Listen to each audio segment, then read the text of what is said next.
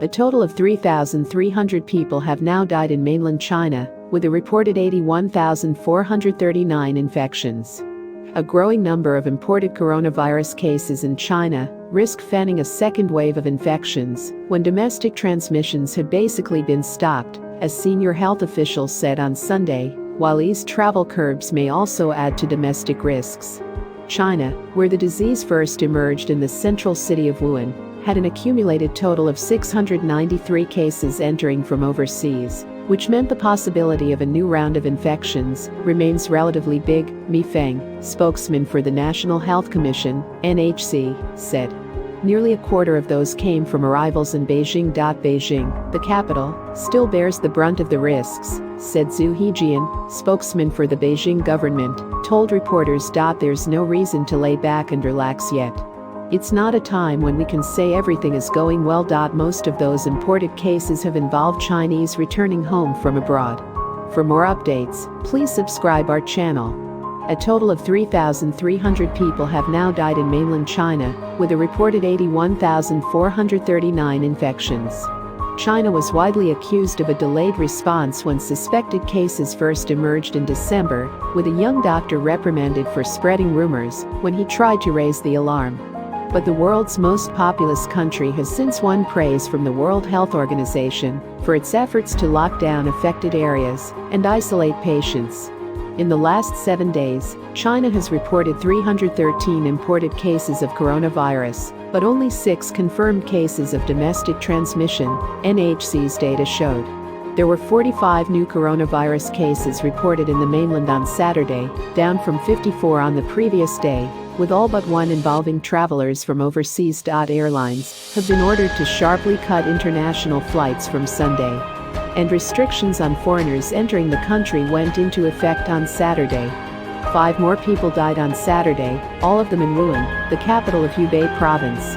It is reported only 1 new case in the last 10 days. Saturday marked the 5th consecutive day that Hubei recorded no new confirmed cases. The sole case of domestically transmitted coronavirus was recorded in Henan province, bordering Hubei.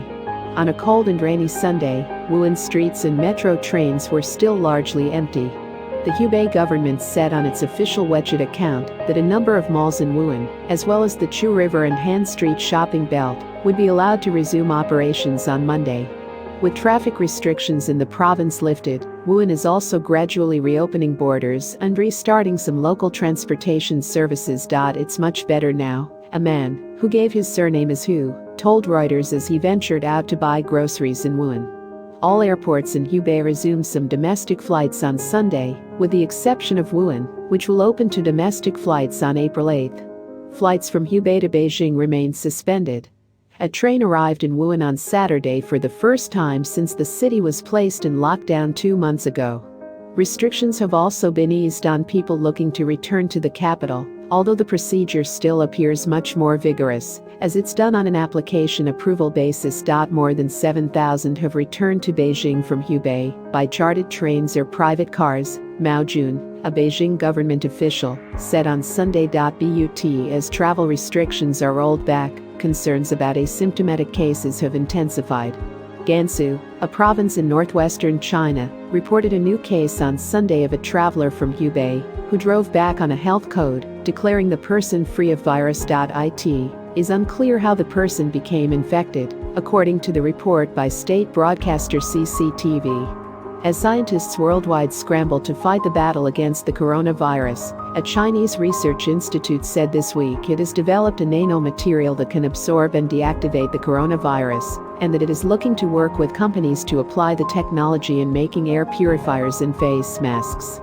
Lab tests by a CDC branch in China's Anhui province showed the material deactivated 96.5 to 99.9% of the coronavirus, the Dalian Institute of Chemical Physics under state think tank Chinese Academy of Sciences said in a statement.